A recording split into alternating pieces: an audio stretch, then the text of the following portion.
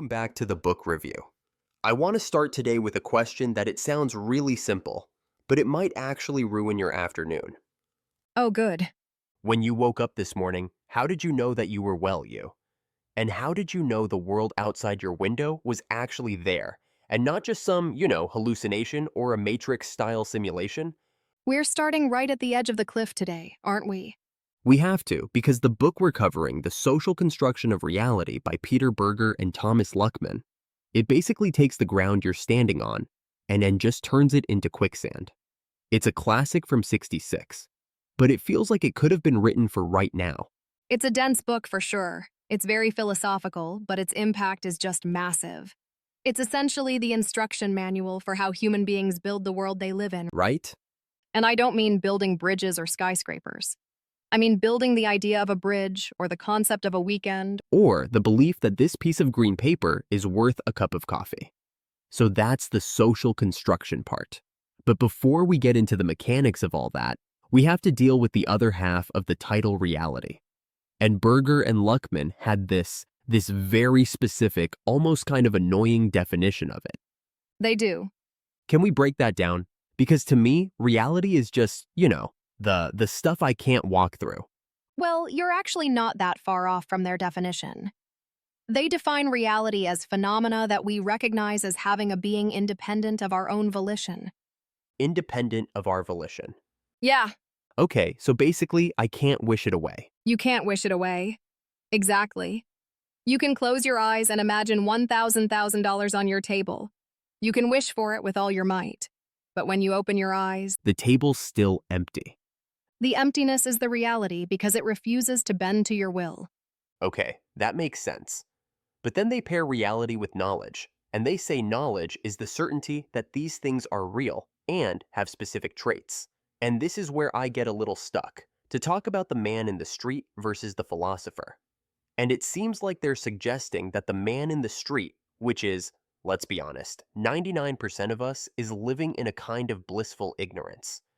Ignorance might be too harsh. Let's call it a pragmatic acceptance. The man in the street lives in a world that he just takes for granted. He doesn't wake up and question if the sun is a social construct. He just knows the sun is up.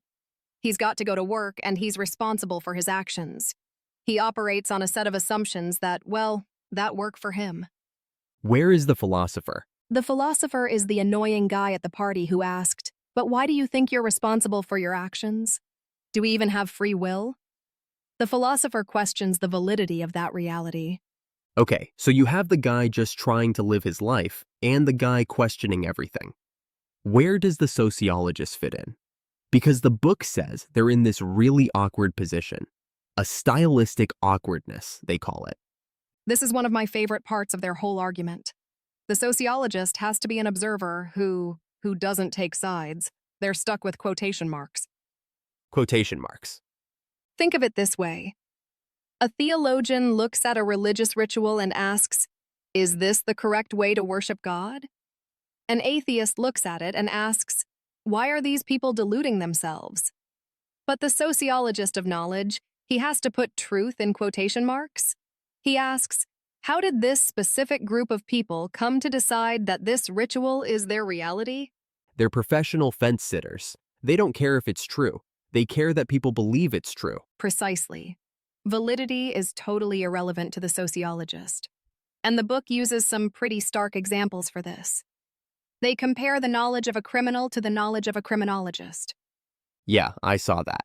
The criminal knows how to spot a mark, how to fence stolen goods.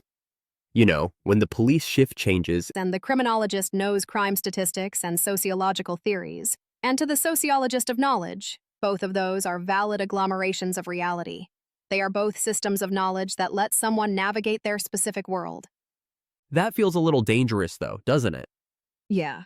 If we say the criminal's knowledge is just as valid sociologically as the experts, aren't we just saying there's no objective truth? We aren't saying there's no objective truth. We are saying that social reality is relative. And this is the core of the whole relativity argument. What is real to the Tibetan monk? Demons, karma, the cycle of rebirth. That is absolutely real to him. It has real consequences. If he thinks he's cursed, he might actually get sick. The placebo effect of the soul. In a way, yeah. But to an American businessman, that reality is nonsense. His reality is interest rates, quarterly projections, the stock market. But, and this is a kicker to the monk, the stock market is just as illusory as the demons are to the businessman.